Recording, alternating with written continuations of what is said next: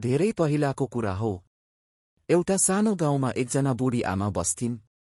उनलाई सबैले बुद्धिमती बुढी भन्थे किनभने उनी जति बुढी त्यति नै चालाक थिइन्।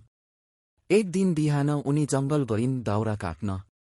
हातमा हँसिया थियो, पिठ्यूमा खाली डोको। आकाश खुला थियो, चराहरू गाइरहेका थिए। उनी लयमा दाउरा काट्दै थिइन्। अचानक जङ्गलको घाँस हल्लियो। रुख पछाडिबाट एउटा ठूलो बाघ निस्कियो। बुढी आमाले हेर्दै भनिन्, ओहो, तिमी त मेरो नाति हो कि? कति ठूलो भइस्। म तेरो लागि दूध ल्याएर आउँछु भनेर घरबाट निस्केकी थिए। तिमी त दाउरा लिन जङ्गल आएको थियौ र मैले चिनेको छैन। बाघ अलमल्ल पर्यो। उसले कहिले यस्तो कुरा सुनेको थिएन। बुढी आमाले कुरा जारी राखिन्, तिमीलाई याद छैन? सानोमा तिमी बिरामी हुँदा म जडीबुटी ल्याएर निको पारिदिएकी थिएँ। तिमीले त मलाई चिन्नु पर्ने हो। बाघ अब झन् छक्क पर्यो।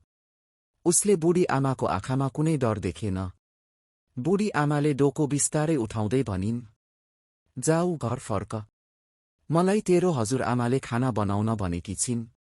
म पनि फर्किन्छु। तिमी अगाडि जा, म पछि पछि आउँछु।